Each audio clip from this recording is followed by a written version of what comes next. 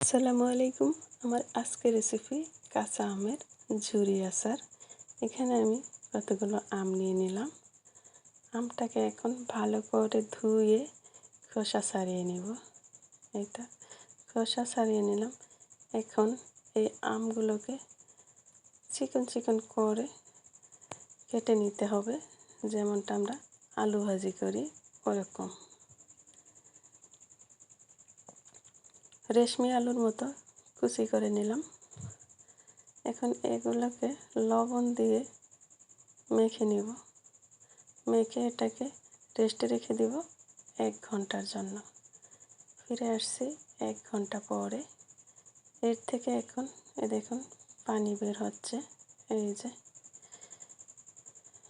আমটাও একদম নরম হয়ে গেছে।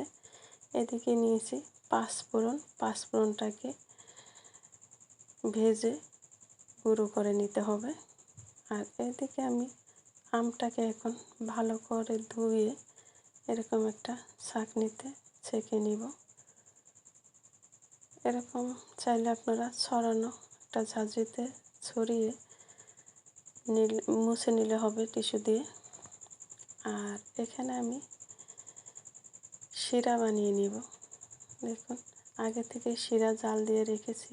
এর ভিতরে পাঁচফোড়ন দিয়ে দিলাম। শিরাটা একদম ঘন হয়ে গেছে।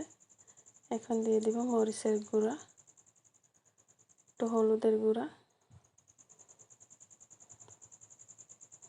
দিয়ে যখন এরকম ঘন হয়ে যাবে তখন দিয়ে দিব এই যে লবণ।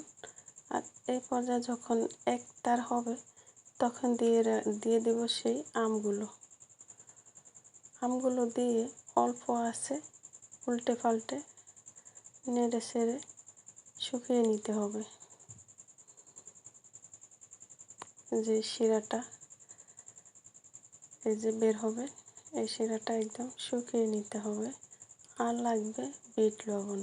আসলে বিট লবণটা দিলে এই আচারের স্বাদটা বহুগুণে বেড়ে যায়। এই আচারটা খেতে এত মজা লাগে, আসলে না খেলে বিশ্বাস করবেন না। আপনারাও ট্রাই করে দেখবেন। এদিকে আমি পাঁচফোড়নটা ভেজে শিলপাটায় গুঁড়ো করে নিলাম। এখন ওটা দিয়ে দিব।